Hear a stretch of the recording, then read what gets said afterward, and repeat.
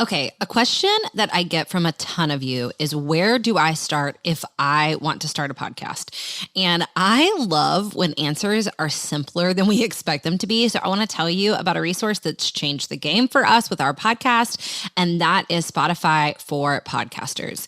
If you want to start your own podcast, Spotify has a platform that makes it so easy. You upload your episodes and then Spotify actually distributes it everywhere onto all platforms and even helps you earn money so that it can be profitable for you and a blessing for you, your family, your people. Spotify for Podcasters lets you record and edit your podcast literally from your phone or your computer. So if you don't have a fancy setup, it's okay. You can immediately get started today. Then again, you distribute it to Spotify and everywhere else that podcasts are available. You can also do video podcasts, which sounds like a dream to me. And when you want to take conversations with your people to the next level, you can do Q&A and polls, all sorts of fun things. You can earn money with ads and podcast subscriptions, or you can just get started using what you've got for the good of others and the glory of God. Check out Spotify for Podcasters. I use it. I love it. I highly recommend it. Download the Spotify for Podcasters app. I have it on my phone, highly suggest, or go to spotify.com/podcasters to get started today.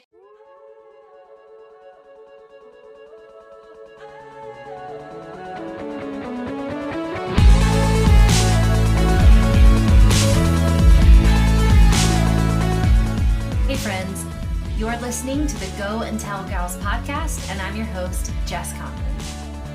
In most of our episodes, we'll have a guest, a woman who is running on mission right where she's at. We pray this podcast leaves you encouraged and spurred on to go and tell the good news. Hello. It's Motherhood and Mission Week here at the Go and Tell Gals podcast. We are talking all things motherhood and mission. We're talking about where they intersect and where God meets us in them.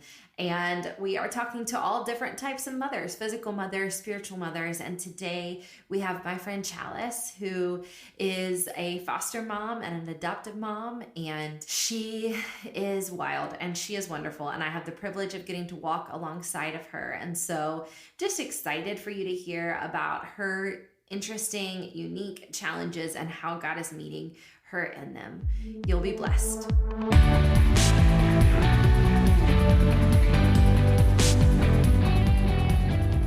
Hey friends, so I always tell you what a treat each episode is, and I always feel that way. And I just want to say today is no different, but I also want to say today is a treat for me because I get to talk to my actual friend Chalice, and so many of the women I talk to are my friends or are my acquaintances that I get to see every once in a while, but it is my joy and honor to get to live life with Chalice and see her mother up close. So thank you so much for taking time to talk to us and join us today on the podcast. Thank you so much for having me. My actual joy. So I love you. I love your kids. I love mothering with you, beside you, watching you mother. But I've never asked this question, and I haven't even asked this question to any of the moms so far on our podcast, Motherhood and Mission Week. But did you ever dream about being a mom? Did you dream about being a mom? Did you think this is definitely for me? This is what I'll do. That's a funny question because I feel like a lot of my foster parent friends kind of happened into, foster adoption, and then God called me into it. But I can honestly say since I was probably 15, 16, I was like, I want to be a mom, and I want to specifically be a mom to vulnerable children. I want to be a mother to someone who doesn't have a mother. And so that's kind of always been my heart. And so I still felt surprised by motherhood and the way that God brought my girls to me. But I can honestly say it was a dream and a hope for a long time. And I see it in your life. I mean, you were born to be a mom. When you mother I say this also about my sister, but it's like watching Adele sing. Oh man. Well, dang. It's like watching you do what you were meant to do. Oh. It's really, really, really beautiful. Well, it's super encouraging because I feel like when I became Aaliyah's mom, I was like, I think this is it. Like, I think I had forced different callings in my life. Like, oh, I feel like maybe God's telling me to do this, or maybe I'm supposed to go like serve overseas. And when I finally got released to like pursue my girls and become their mother, it was like, oh, God has made me to do this. Like, this makes me come alive. And so, yeah, I'm glad that that's apparent and that It is. It's funny. I sent you a text the other day, and I want to capture this just because this is good for all women in mission to know. When you are doing what you were made to do, it's appealing and it's magnetic. And I don't know if you remember, I just sent you this text a few weeks ago, but I found a time hop picture from 2 or 3 years ago of a women's ministry event we had, and it was a picture of you and Aaliyah walking in to the event, and that was the first time I had seen you, and somebody just happened to snap a picture of you guys walking in, and that night I was like, I want to know her. I want to be friends with her. And so I sent you that text because it just felt like such a sweet fulfillment that however many 2 or 3 years, I think it was 2, that I was like, I get to know her now. I get to be friends with her, and I feel that. And so that's just a good word for all of us when we're on mission. It will be magnetic. People will want to draw closer. But hey, talk about how you became a mom. Talk a little bit about that and what that looked like.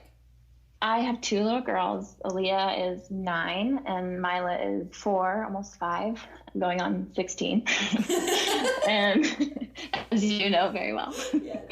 Aaliyah's been with me for almost 4 years and Mila for about 2.5. So it's crazy like saying those numbers, those years, because I still feel like so new to this. And I'm like, oh, it's kind of been a while. Yeah. It's kind of an unconventional foster care situation. I knew their biological family before the girls came into care, or I should say I knew of them. And yeah, I was just really moved by just the plight of this family and the really broken place that their mom was in and needing help and seeing kind of the direction this was going to go if I didn't intervene. Yeah, after almost 8 months of just like knowing about these little girls and praying for them, finally there was an opportunity for me to actually move. I was in Alabama and they were in South Carolina, and everything was kind of coming to a head and they needed like a mom in a way that their biological mom wasn't able to mother them. And so I said yes, and I moved pretty quickly and I kind of became a mom overnight. Yeah. And not overnight because I had been like anticipating it for a while. Yeah. Then it happened very suddenly. Do you have snippets of moments? I mean, I think biological moms have these moments, but I would imagine they'd be even maybe more poignant for women who haven't birthed their kids. But do you have moments where it just like flashes over you where you're like, I am a mom? Yes. Can you describe one? Like, I don't know. I just even like, I want to capture what that feels like in the spiritual, because I perceive a lot of our listeners may not have biological children and may not ever have biological children, but they've experienced that. And I want to say like, same, it's beautiful. That's good. You know? Yeah. I mean, gosh, there's so many like little, I feel like honestly in a day, I look at my girls and I'm like, did you just call me mom? Is this for real? Like, are we really a family? How is this is too good to be true.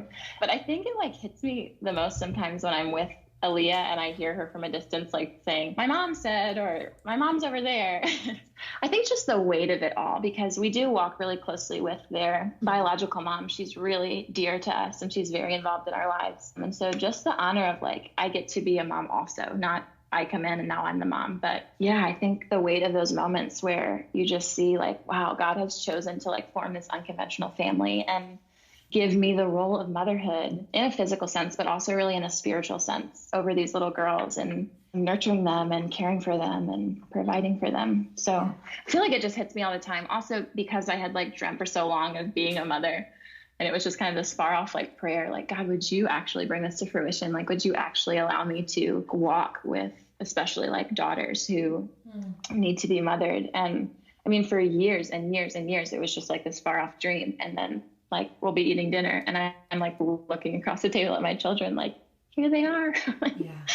What is this?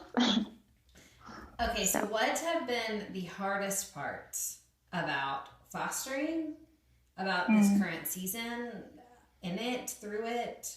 I know there's a lot of hard parts. So like maybe what are some of the easiest to capture?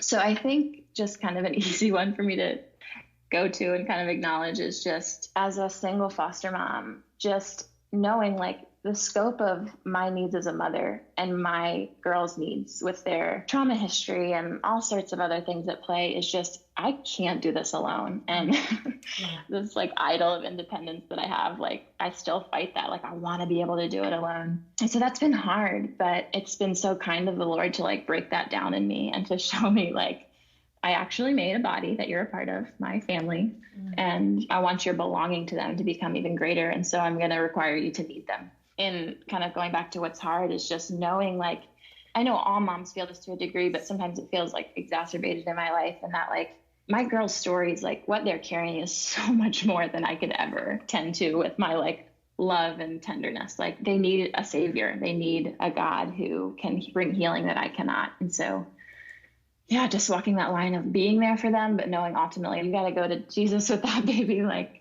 that's hard. It's good, but it's painful. And okay, I want you to speak into that when you tell them like you've got to go to Jesus with that, because this is one of my favorite things about your girls is probably watching how your dependency on Jesus plays out in their lives. What does that look like? I mean, I want to say some things because I just get to see it too. But yeah, I'm like, oh gosh, what do you see? No, in the best ways. I'll start because we just laughed about this the other day. Your daughter Aaliyah is one of my favorite people to follow on Instagram. I think she's private, so sorry you guys can't follow her. Yeah, she's got 15 followers. So. Yeah, sorry. Later, you just wait like 5 or 6 years, and you'll all be blessed by her. But she's 11. 9. Okay, even better.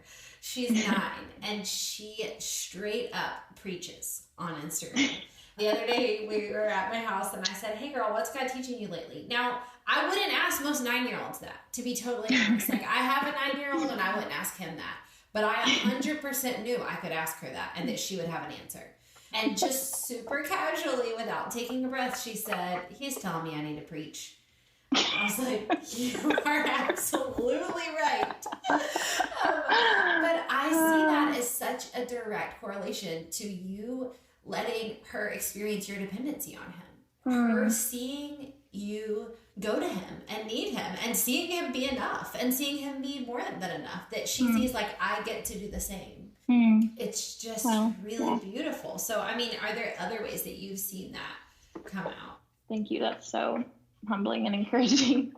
I think like when I stepped into this role with the girls, it was so clear how God had like said, like, go after these girls, pursue them. And so I kind of just said like, my yes is on the table, but here's my only clause. Like, you have to be my husband, you have to be their father. Like, that's the only way this is going to work. Yeah. So like, you have to lead us. You have to take care of us. We need you. And my goodness, he has made good on his end of the deal.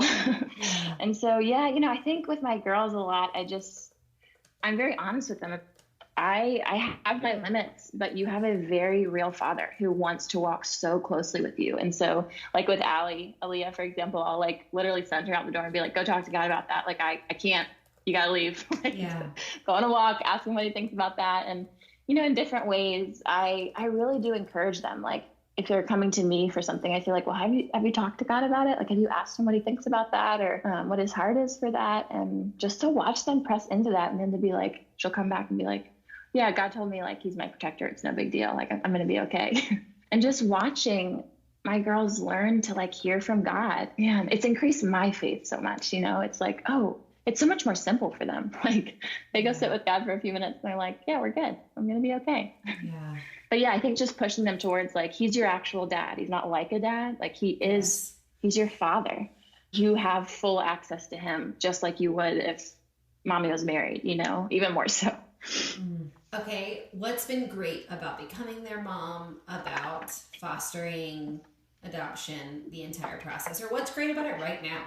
Oh man, I love this question. I'm super biased, but I think I have the 2 actual best children on the planet. I'm not sure that you don't.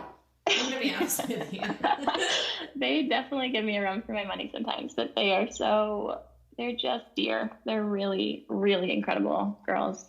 Man, there's so much good about it. I think I can say about like what has been ultimately like good and so valuable to me in this like foster care journey is just, it's been so hard. There's been a big shift in the case legally right now, where it looks like the girls actually will be with me in like a permanent custody situation, which is blowing my mind because it's been like almost 4 years of just holding them so loosely.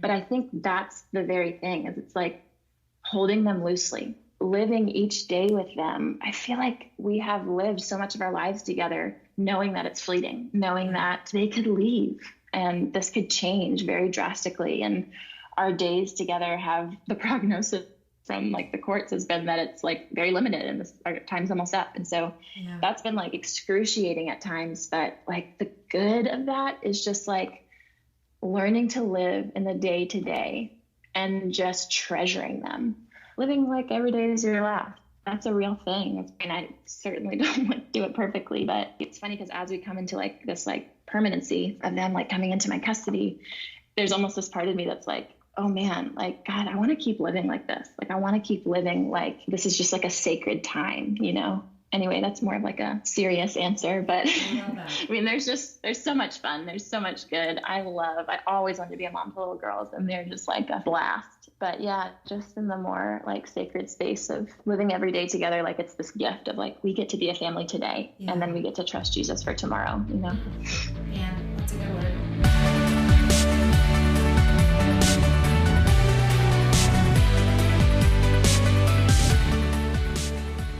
Hey gals, I want to make sure you have heard about the new resource we have at goandtellgals.com, and that is online classes. We listened to you guys and we heard what you needed, and you said, listen, we love coaching, we love the e-courses, but we need something even smaller and even more tangible to help us learn. And so we have introduced our first 3 online classes this month. I am so excited about them. We've got one about using social media for the kingdom. We've got one on Bible literacy, which I'm going to be in the front online row taking notes.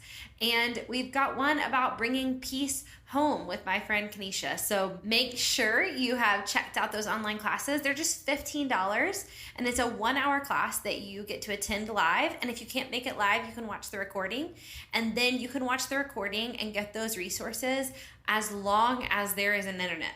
The class will be available. So you get to watch it again and again and again, and we know it's going to be an incredible resource to help you learn and help you grow and help you do what God has asked you to do. You can find those at goandtellgals.com/classes. Okay, let's do like a few fun like questions to end it off. Are there any books you've read recently that have specifically encouraged you in your, you know what, actually, no, but we'll just end here. Oh boy. Motherhood is absolutely your mission. I mean, I think that there's a lie from the actual pit of hell expressed to women that says that you can be a good mom or you can be a woman on mission. And to be totally honest, I think I believe that lie a lot. But you are a woman on mission in your motherhood, and also you have mission outside of just your girls that you engage in, that you listen to God about, and that you see him move in. And I would just say, like, what's one thing you would say to any woman believing that lie, that she can have one or the other? What would I say to her? It's a lie. Being a mother has, I think the most profound thing about it is like I've learned so much through being a mother about being a daughter, and my belonging to God and my understanding of God as my father. I mean, my world has just been rocked by that, being in this position of like giving maternal, like parental love to my girls. It's like, God, do you love me like this? Like what? And so I think I would just say like, that affects every facet of my life, in all of my relationships, and the small group that I'm leading, and the various other ways that God has called me to like be on mission for him in my city and in my life. It's definitely not one or the other. Like everything, all the facets of my motherhood, as far as like service and building relationships with my girls, and then like learning the heart of the father through extending the heart of a mother. Like, man, it's good stuff. Motherhood looks like so many different things and so many different seasons for different people. But if it's on your heart, or if it's something that you're like afraid of, it's like, man, step into that with the Lord, knowing that he will like bring your mission and your at-home life, he will make it all flow into one beautiful thing where you're just learning these things together with him. Yeah. I don't know if that makes any sense, but yeah, that's good. Okay, we're not going to end on fluffy questions. That was just too important to hit. I don't do well with fluff, so good, great. Just as well. Thank you. I know you have so many things on your plate, and I'm just grateful you took the time to share and let people hear what God's doing in and through you. I love you. I love you too, friend. Thank you so much.